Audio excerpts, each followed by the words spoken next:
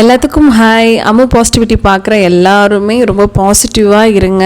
கண்டிப்பாக உங்களுக்கு எல்லாம் நல்லதே நடக்கும். இன்றைய நாள் உங்களுக்கு சூப்பராக ப்ளசண்ட்டாக நீங்கள் நினைக்கிற எல்லா விஷயமும் நடக்கணும்னு நான் ப்ரே பண்ணுறேன். ஸோ இன்றைக்கி வீடியோவில் பார்த்திங்கன்னா நான் என்னோடய லைஃப்பில் எக்ஸ்பீரியன்ஸ் பண்ண நிறைய விஷயங்களை உங்கள் கூட நான் ஷேர் பண்ண போகிறேன். முக்கியமாக பார்த்திங்கன்னா நிறைய பேருக்கு லைஃப்பில் அப்ஸ் அண்ட் டவுன்ஸ் இருக்கும். ஆனால் சில இடத்துல நம்ம தவறி விழும்போது நமக்கு கிடைக்கக்கூடிய அனுபவங்கள் எப்பயுமே நம்ம லைஃப்பில் கிடைக்காது. சொல்லப்போனால் அந்த மாதிரி சில இடங்களில் நம்ம தவறி விழுகணுங்க. ஏன்னா தவறி விழுந்தால் மட்டும்தான் நமக்கு இந்த உலகம் உண்மையான உலகம் என்ன அப்படிங்கிறது புரியும். அது மட்டும் இல்லாமல் உங்களோட லட்சியத்தை நீங்கள் அடையணும்னா நிறைய லைஃப்பில் அவமானத்தை நீங்கள் ஃபேஸ் பண்ணணும். நீ எதுக்குமே யூஸ் இல்லை, நீ ஒரு யூஸ்லெஸ், உனக்கு எதுவுமே தெரியாது, ஸோ உனக்கு ஃபெயிலியர் மட்டும்தான் தெரியும், ஸோ நீ அன்லக்கி பர்சன், உன்னால் முடியாது. ஸோ அடுத்தவங்க உங்களை ஒரு ஜட்ஜ்மெண்டெல்லாம் பேசி அடுத்தவங்க உங்களை ஒரு ஸ்டாண்டர்டில் வச்சுருப்பாங்க. ஸோ முக்கியமாக அதை உடச்சி எரியணும்னா கண்டிப்பாக நீங்கள் யாருன்றதை அடுத்தவங்களுக்கு தெரிய வைக்கணும்னா உங்களுக்குன்னு ஒரு எய்மை, உங்களுக்குன்னு ஒரு கோலை ஃபஸ்ட்டு செட் பண்ணுங்கள். அதுதான் முக்கியம். நம்மளோட வளர்ச்சி அடுத்தவங்க பார்க்கணுங்கிறதுக்காக கிடையாது. ஆனால் நம்மளுடைய வளர்ச்சியிலேயே பார்த்திங்கன்னா அடுத்தவங்களுக்கு பதில் சொல்லணும். ஸோ அதுதான் மிகவும் முக்கியமான விஷயம். ஸோ என்னோடய லைஃப்பில் இந்த மாதிரி நிறைய விஷயத்த நான் பார்த்துருக்கேன். சில காலங்கள் வரைக்கும் நான் ரொம்ப ஃபீல் பண்ணியிருக்கேன். ஏன் நம்ம இவ்வளோ விஷயத்த நம்ம பார்த்துக்கிட்டே ஃபேஸ் பண்ணிட்டே இருக்கோமே, நிறைய கஷ்டப்படுறோமே வாழ்க்கையில், நான் ஃபேஸ் பண்ணிகிட்டே இருக்கோமே, ஸோ மித்தவங்களாம் இப்படி இல்லையே, நம்ம இப்படி இருக்கோமே நினச்சிருக்கேன். என்னை விட நிறைய பேர் கஷ்டப்படுறாங்க, நான் இல்லைன்னு சொல்லலை. ஆனால் நமக்கு தேவையான அளவுக்கு கஷ்டங்கள் வரும்போது நம்மளால் அதை ஃபேஸ் பண்ண முடியாது இல்லையா. ஆனால் ஒரு கட்டத்தில் தான் நான் புரிஞ்சுக்கிட்டேன், எப்பயுமே என்னோடய லைஃப்பில் பர்சனலாக சொல்கிறேன், நான் ரொம்ப அடிபடுறேன்னா அதுக்கடுத்து எனக்கு ஒரு ஒரு அப்டேட் நடக்குது என் லைஃப்பில், ஒரு நல்ல மாற்றம் ஏற்படுது. அந்த மாற்றத்தினால நான் அடுத்த லெவலுக்கு போகிறேன். அது என்னோடய லைஃப்பில் கண்டினியூஸாக நடக்கிற ஒரு விஷயம். இது உங்களுக்கும் நடந்திருக்கா அப்படிங்கிறத எனக்கு சொல்லுங்கள். ஆனால் அதுக்கு முக்கியமாக ஒரு விஷயம் இருக்குது அடுத்த கட்டத்துக்கு போகிறதுக்கு அப்படின்னா, நான் நினைக்கிறது என்னோடய முயற்சியை நான் கைவிடுறது கிடையாது. அது ஒன்று மட்டும்தான். ஸோ அதைத்தான் இன்றைக்கி நான் உங்களுக்கு ஷேர் பண்ண போகிறேன். ஏன்னா எல்லோரும் அவங்களோட லட்சிய பாதையில் தான் போய் நம்ம ஒரு பணம் சேமிக்கிறதாகட்டும், இல்லை ஒரு வீடு கட்டுறது, எல்லாத்துக்கும் தேவை பேசிக் பணம் தான்.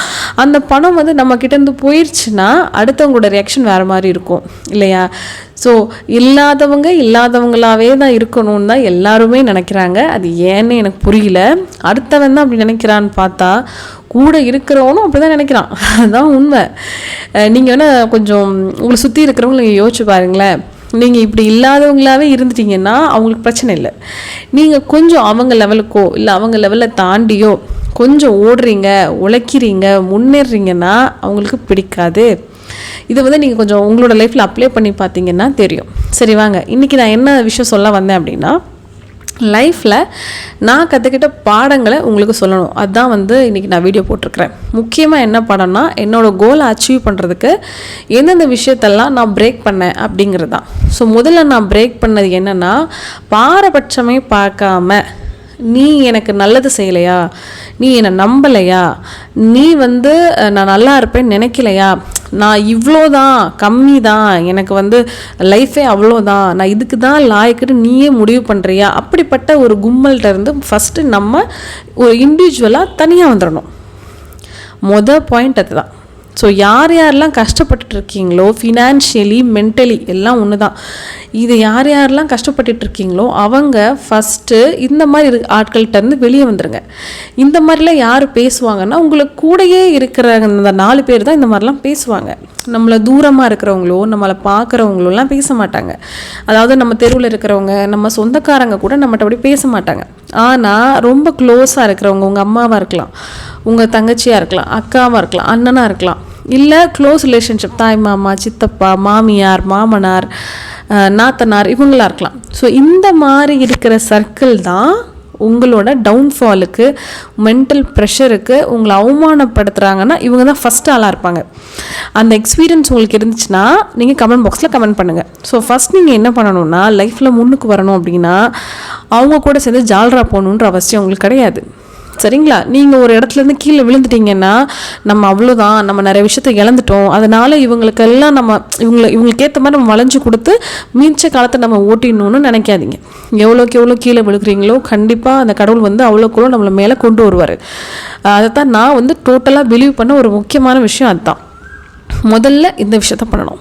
ரெண்டாவது, நீங்களே உங்களை நம்பணும். நம்பிக்கை இல்லைன்னா எதுவுமே பண்ண முடியாது.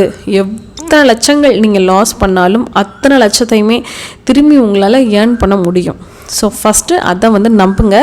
ஒரு தடவை லைஃப்பில் நம்ம அப்படி கஷ்டப்பட்டுட்டோம் அப்படின்னா அது ஒரு நல்ல பாடமாக எடுத்துக்கோங்க. லைஃப் லாங் அதை நம்ம பண்ணக்கூடாதுங்கிறத எடுத்துக்கோங்க.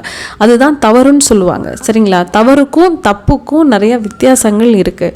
தெரியாமல் பண்ணாத அதை தவறுன்னு சொல்லுவாங்க இல்லையா? திரும்பி திரும்பி பண்ணுறது தான் தப்பு. அதனால் அதை நம்ம புரிஞ்சுக்கிட்டு ஒரு தடவை அடிப்பட்ட உடனே அதை நம்ம திரும்பி செய்யாமல் எதுலேயுமே நம்ம ஏமாறாமல் தோற்று போகாமல் நம்ம எப்படி சாதிக்கிறதுங்கிற உங்களுடைய ஒரு கிராஃபை நீங்கள் மேக் பண்ணுங்கள். உங்களுக்கு பிடிச்ச என்ன விஷயம் இருக்குதுன்னு பாருங்கள். உங்களோட திறமையை எதில் காட்ட முடியும்னு யோசிங்க. அதை நோக்கி நீங்கள் பயணம் பண்ணணும். வேறு ஆப்ஷன்ஸ் கிடையாது. இங்கே காசே இல்லைங்க, நான் என்ன பண்ணுறது அப்படின்னா, காசு இல்லாமலையும் ரொம்ப ரொம்ப சின்ன லெவல் பட்ஜெட்லையும் கண்டிப்பாக நம்மளால் குரோத்துக்கு கொண்டு வர முடியும். நிறையா பேர் அப்படி தான் பண்ணிகிட்ருக்காங்க. தெரிஞ்ச விஷயத்த தயக்கம் இல்லாமல் அவமானம் அசிங்கப்படாமல் பண்ணிங்கனாலே கண்டிப்பாக கடவுள் உங்களுக்கு ஒரு வழி விடுவாங்க. அதில் நீங்கள் மேலே வந்துடலாம். அதில் பிரச்சனை இல்லை. முக்கியமான விஷயம், ஸ்பிரிச்சுவலி கனெக்டட். எப்பயுமே பாசிட்டிவாக இருக்கணும், நெகட்டிவாக இருக்கக்கூடாது. உங்களோட ரிலீஜன் எதுவானாலும் இருக்கலாம். நீங்கள் ஒரு ஹிந்துவாக இருக்கலாம், கிறிஸ்டினாக இருக்கலாம், முஸ்லீமாக இருக்கலாம். ஆனால் நீங்கள் ஸ்பிரிச்சுவலி கனெக்டடாக இருக்கணும். எப்பயுமே உங்களை விட ஒரு பெரிய ஒரு கண்ணுக்கு தெரியாத இல்லை சொல்ல முடியாத ஒரு சக்தி கூட நம்ம கனெக்டில் இருக்கணும். அந்த மாதிரி கனெக்டிவிட்டி இருந்தாலே உங்களுக்கு சரியான ரூட் கிடச்சிக்கிட்டே இருக்கும். ஒரு தப்பு உங்களை தேடி வருது, ஒரு ஆபத்து உங்களை தேடி வருதுனாலும் அது நமக்கு ஒரு ஹிண்ட்டாகவோ ஒரு க்ளூவாகவோ இல்லை அதை நம்மளை விட்டு விலகி போகிறதுக்கு நிறைய விஷயங்கள் நம்மளை அறியாமையே நடக்கும். ஸோ இது என்னோடய லைஃப்பில் நிறைய விஷயங்கள் அது மாதிரி நடந்திருக்கு. அதனால தான் சொல்கிறேன். ஸோ இந்த மாதிரி விஷயத்த ஃபாலோ பண்ணாலே கண்டிப்பாக நம்ம ரொம்ப கீழே இருந்தாலும் ஜீரோ இருந்தாலும் நம்ம மேலே வர முடியும். நம்மளாலையும் ரிச்சாக ஆக முடியும். மென்டலி கரெக்டாக இருந்து முயற்சிகளை சரியாக செஞ்சிங்கனாலே நீங்கள் ரிச் ஆகிடலாம். கண்டிப்பாக உங்களாலையும் மேலே வர முடியும், முன்னுக்கு வர முடியும். இதெல்லாம் பண்ணி முடிச்சிட்டிங்க. இப்போ உங்களோட கோலை நோக்கி ஒரு ஸ்டெப்பாக மேலே சக்ஸஸ்ஃபுல்லாக ஏறிட்டுருக்கீங்கன்னா கடைசியாக ஒரு பாயிண்ட் இருக்குது. இந்த பாயிண்ட்டு தான் ரொம்ப முக்கியமான விஷயம். என்ன விஷயம்னா, நீங்கள் கஷ்டப்படும் போது, நீங்கள் காசு இல்லாமல் இருக்கும்போது யாரெல்லாம் உங்களை பற்றி அவமானமாக பேசுனாங்களோ நேரடியாகவே அவமானப்படுத்துவாங்க, அது வேறு விஷயம். இந்த மாதிரி பண்ணுற யாருக்கிட்டையுமே திரும்பவும் கனெக்ட் ஆகக்கூடாது. ஏன்னா கண்டிப்பாக அவங்க உங்களுக்காக பேச மாட்டாங்க. நீங்கள் ஒரு நல்ல பொசிஷனில் இருக்கீங்க, இல்லை உங்கள்கிட்ட எதாவது எதிர்பார்த்து தான் பேசுவாங்களே தவிர எதிர்பார்ப்பு இல்லாமல் ஒரு நல்ல மனசோடு கண்டிப்பாக அவங்க உங்ககிட்ட பேச மாட்டாங்க. அது உங்களுக்கே தெரியும். தெரிஞ்சும் நீங்கள் தேவையில்லாமல் போலியான ஒரு சொந்தத்தை உருவாக்கிக்கணுங்கிறதுக்காக பேசாதீங்க. இன்னொரு முக்கியமான ஒரு டிப்ஸ் என்ன சொல்ல போகிறேன்னா, எப்பயுமே போலியாக நடிக்கிறவங்களுக்கு தான் சொந்தம் அதிகமாக இருக்கும். நீங்கள் நல்லா யோசிச்சு பார்த்தீங்கன்னா தெரியும். மனசில் இருக்கிறத நேரடியாக பேசுகிறவங்களுக்கோ இல்லைனா இப்போ ஒருத்தவங்க அவமானப்படுத்திட்டாங்கன்னா அந்த வைராக்கியமாக வாழ்கிறவங்களுக்கோ சொந்த பந்தங்கள் அதிகமாக இருக்காது. போலியாக நடிக்கிறது, எல்லாத்தையும் மறக்கிற மாதிரி ஆக்ட் பண்ணுறவங்களுக்கு தான் சொந்த பந்தம் அதிகமாக இருக்கும். அதுக்காக நான் ஒருத்தவங்க பண்ணுற தப்பை நீங்கள் மன்னிக்காதீங்கன்னு சொல்ல வரல. மன்னிக்கலாம், ஆனால் அவங்க பண்ண விஷயத்த நம்ம மறக்கக்கூடாதுன்னு தான் சொல்கிறேன். மன்னிச்சுட்டு அவங்ககிட்ட என்னென்ன பேசிக்கலாம், ஆனால் அது எதுவுமே நடக்காத மாதிரி எல்லாத்தையும் மறந்துட்டு ஒருத்தவங்க கூட இயல்பாக திரும்பவும் சேர்றது நமக்கு சரிப்பட்டு வராது. அப்படி திரும்பவும் பண்ணிங்கன்னா திரும்பவும் உங்களோட வாழ்க்கையில் சுற்றி நெகட்டிவ் பீப்புள்ஸ் மட்டுமே தான் இருப்பாங்க. ஸோ இதுதான் என்னோட ஒரு டிப்ஸ். இதைத்தான் நான் ஃபாலோ பண்ணிகிட்ருக்கிறேன். இந்த விஷயந்தான் எனக்கு இப்போ வரைக்கும் நான் பட்ட கஷ்டத்துலேருந்து திரும்பவும் இப்போ நான் ஒரு ஸ்டெப்பாக எடுத்து வச்சு என்னோடய கோலை தாண்டி போயிட்டுருக்கிறதுக்கு ரீசன் இந்த விஷயங்கள் தான் நான் ஃபாலோ பண்ணுறது. ஸோ நான் நம்புறது பாசிட்டிவிட்டியை, கடவுளை, அப்புறம் நம்மளோட ஹார்ட் ஒர்க்கை, நம்மளோட சேமிப்பை, ஸோ நம்மளோட அக்கறை, இதுதான் நமக்கு முக்கியம். இதுதான் நமக்கு ஒரு வெற்றியை கொடுக்கும். ஸோ நீங்களும் இந்த மாதிரி பண்ணுங்கள். உங்களுக்கும் கண்டிப்பாக லைஃப்பில் இந்த மாதிரி ஏதாவது இன்சிடென்ட் இருக்கும் இல்லையா, அதை மறக்காமல் கமெண்ட் பாக்ஸில் ஷேர் பண்ணுங்கள். நாளைக்கு ஒரு நல்ல வீடியோ உங்களை மீட் பண்ணுறேன் ஃப்ரெண்ட்ஸ். பாய்.